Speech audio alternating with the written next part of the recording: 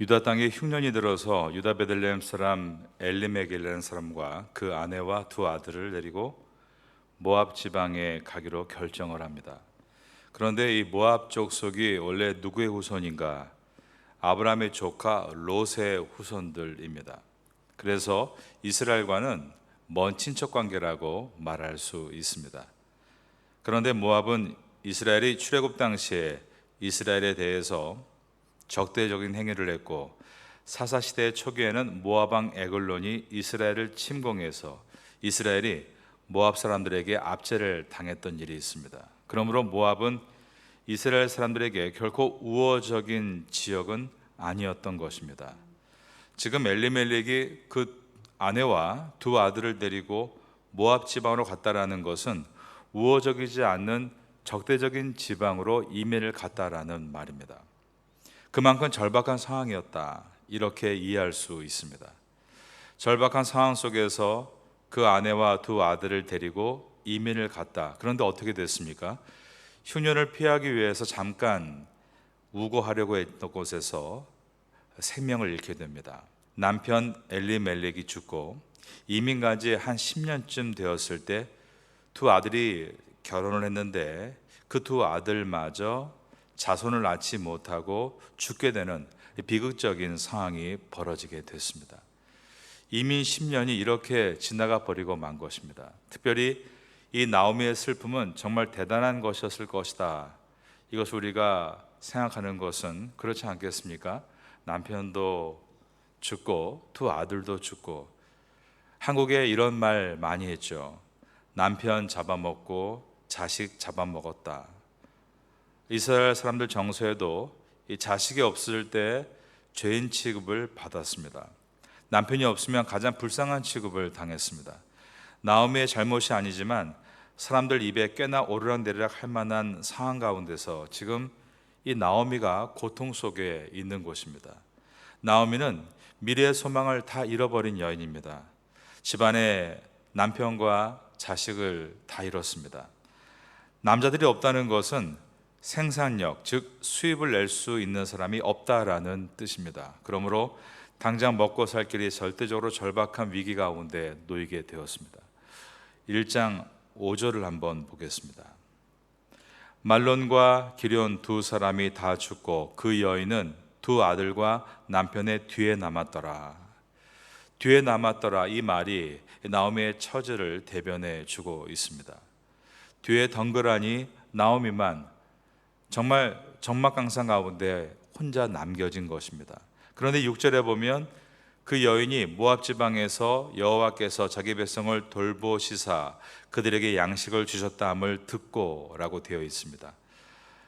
그 여인이 한 소식을 들었는데 자기 고향에서 하나님께서 양식을 주셨다라는 소식이었습니다. 여러분, 우리에게 언제 터닝 포인트가 있습니까? 들려올 때입니다.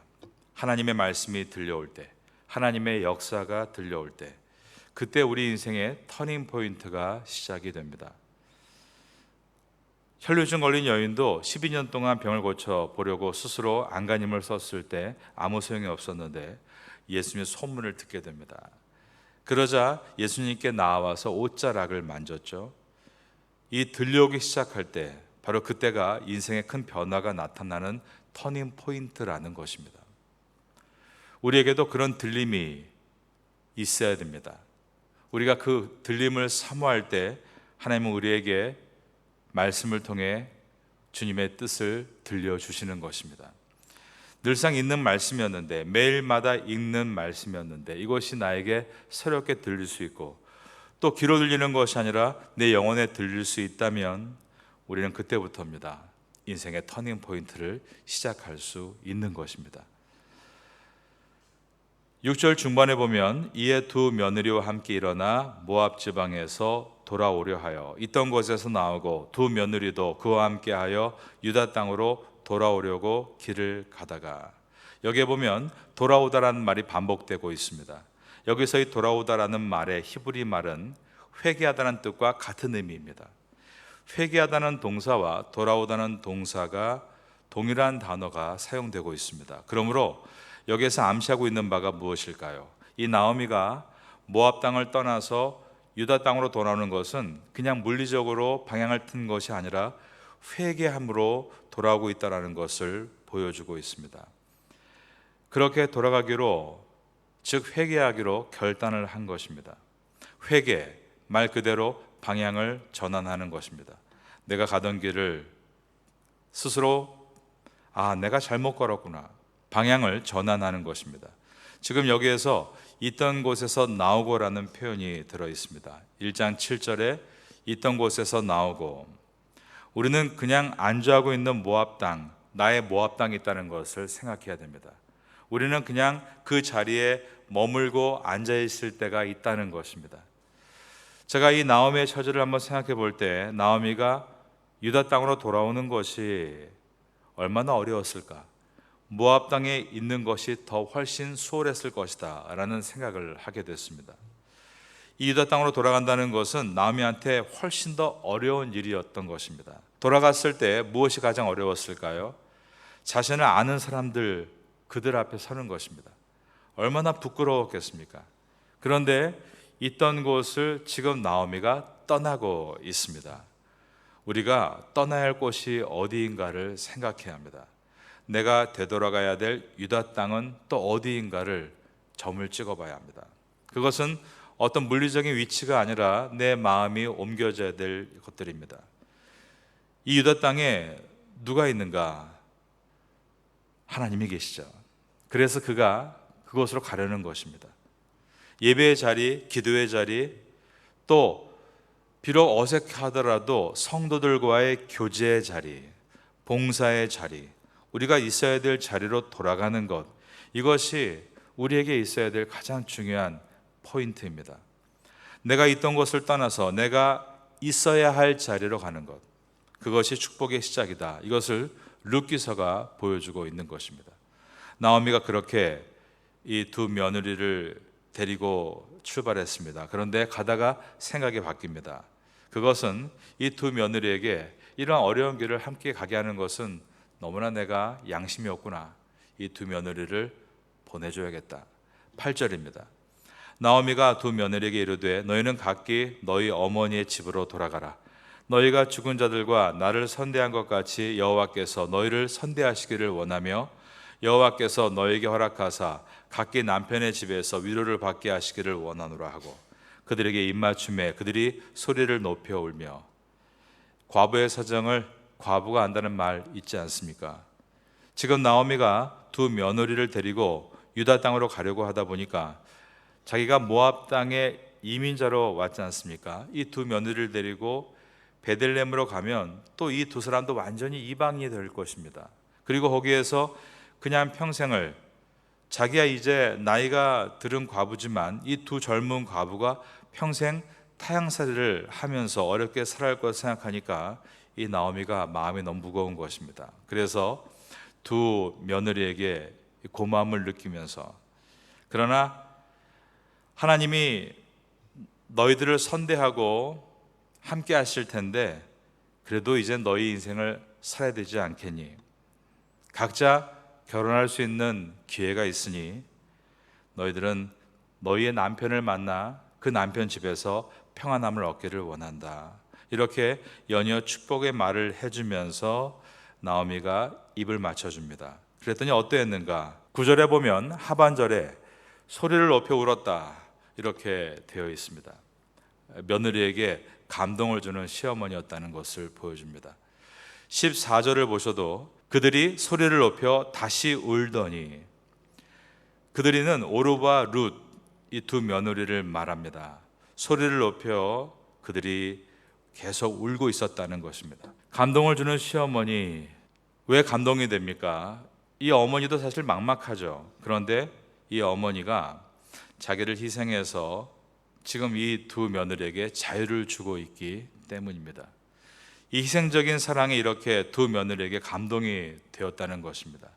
우리도 이렇게 희생적인 사랑이 있을 때 그 희생적인 사랑으로 우리의 가족과 또 성도들을 우리가 섬길 때, 그래서 우리의 삶의 자리에서 누군가 우리를 보면서 소리를 높여 울 수 있을 만큼 감동을 주는 인생을 살아갈 때, 바로 이것이 놀라운 인생의 변화의 포인트가 될 수 있다는 것입니다. 여러분들이 정말 누군가에게 감동을 주고 영감을 줄 수 있는 그런 삶을 살아보신 적이 있으십니까? 이 파타야 땅에서 이러한 삶을 한번 우리가 꿈꿔보면 좋겠습니다. 이렇게 하자 며느리들이 뭐라고 말을 합니까? 1장 10절입니다. 나오미에게 이르되 아니니이다. 우리는 어머니와 함께 어머니의 백성에게로 돌아가겠나이다 하는지라. 어머니의 요구를 거절했다라는 것입니다. 그랬더니 11절에서 나오미가 두 며느리를 뭐라고 부르는가? 나오미가 이르되 내 딸들아 돌아가라. 12절에도 내 딸들아라고 말하고 13절에도 내 딸들아라고 부르고 있습니다. 나오미는 이 두 며느리를 딸로 여기고 있습니다. 우리가 흔히 딸하고 며느리는 다르다 이런 얘기들을 많이 하죠. 자녀들을 결혼시키면 이 나오미한테는 아들밖에 없으니까 정말 이 며느리들은 두 가지겠죠.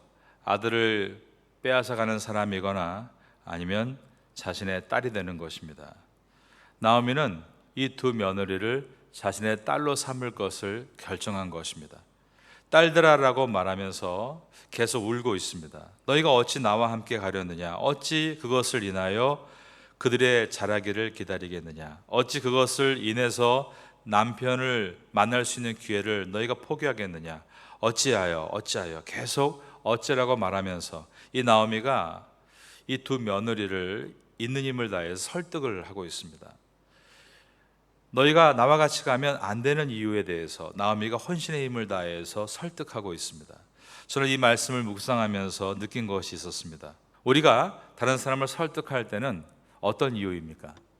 내 이익을 지키기 위해서 설득을 하는 것입니다. 대부분이 그렇다라고 봐야 합니다. 나를 위해서 타인을 설득하는 것이죠. 그런데 나오미는 자기 이익을 위해서 두 며느리를 설득하는 것이 아닙니다. 같이 가자고 설득하는 것이 아니지 않습니까? 반대로 너희가 나를 떠나라고 설득하는데 이것은 자신에게 큰 위협과 손해가 되는 일이지만 며느리들의 이익을 위해서 가라고 설득하는 것입니다.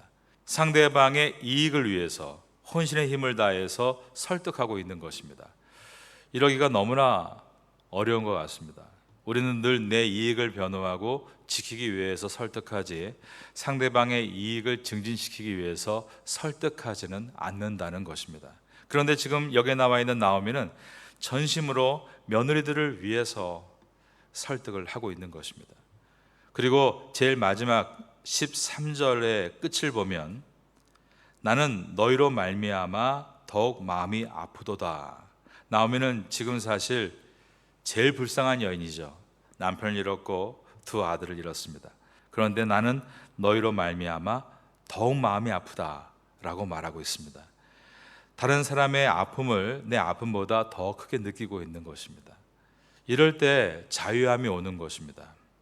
나오미가 지금 어려운 선택이지만 바른 선택을 하고 있습니다. 그럴 때 자유함이 그 여인에게 찾아온 것입니다. 그래서 14절에 보시면 이렇게 되어 있습니다. 그들이 소리를 높여 다시 울더니 오르바는 그의 시어머니에게 입맞추되 룻은 그를 붙쫓았더라. 오르바는 상식적인 선택을 하고 있습니다. 만약에 우리의 딸이 오르바 룻이라고 생각해 보십시오. 우리가 부모 입장에서 어떻게 하라고 하겠습니까? 오르바와 같이 선택을 해야 된다라고 말하겠죠. 이것은 상식적인 선택입니다. 내 딸의 행복을 생각한다면 거기 따라가면 안 된다, 절대로 안 된다라고 생각을 할 것입니다. 오르바는 상식적인 선택을 했습니다. 그런데 룻은 그를 붙쫓았더라 라고 기록되어 있습니다. 룻은 어떻습니까? 다른 사람들이 볼 때 정말 멍청한 선택을 하고 있는 것입니다. 젊은 여자가 인생을 어떻게 하려고 앞길이 구말리 같은데, 그런데 룻은 외형적으로 비상식적인 선택을 하는 것처럼 보이지만 오늘 본문에서 중요한 이야기는 그것이 아닙니다.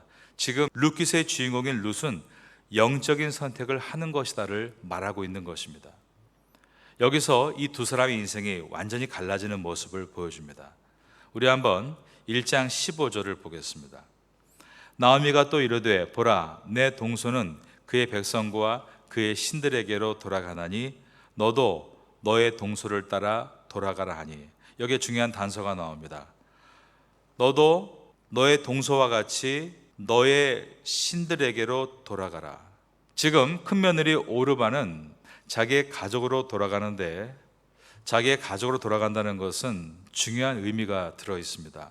다시 그들의 신, 즉 우상 숭배로 돌아가는 문제가 있는 것입니다. 그런데 룻은 앞길이 하나도 보장이 안 됐지만 그녀가 선택하는 것은 어머니의 하나님, 즉 만군의 여호와 하나님을 따르는 사람이 되겠다라고 결정하는 일이었습니다. 이 룻의 후손을 통해서 누가 나옵니까? 다윗이 나오죠. 그리고 예수 그리스도가 탄생하십니다. 이 룻이 마태복음 1장에 예수 그리스도의 족보에 당당하게 이름이 오르게 된 이 엄청난 축복의 순간은 바로 이 순간의 결정에서부터 갈라지게 됐다는 것입니다. 우리가 살아가면서 중요한 선택을 계속 만나게 될 것입니다.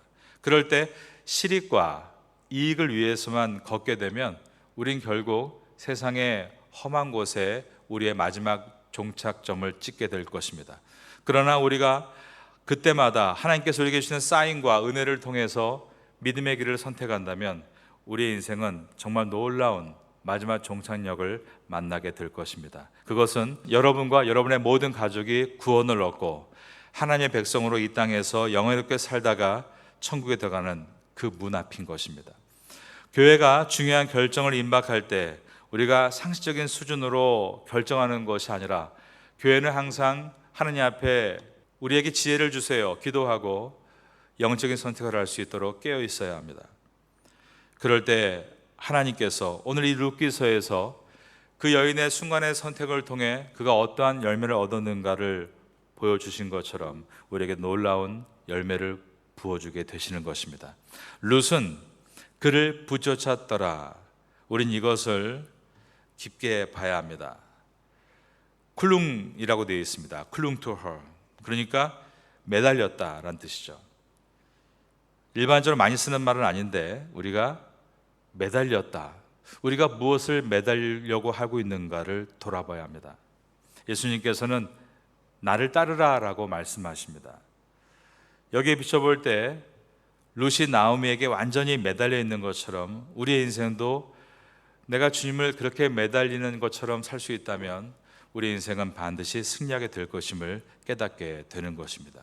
오늘 하루를 살아가실 때 룻이 나오미를 이렇게 붙잡는 정도가 아니라 매달릴 정도로 나아갔던 것처럼 여러분도 하나님의 손을 놓지 말고 매달린 것처럼 붙들고 나아가는 하루의 삶이 되시기를 바라겠습니다. 룻기서를 지나면서 이러한 믿음의 은혜가 우리에게 있게 되기를 예수님의 이름으로 축원합니다.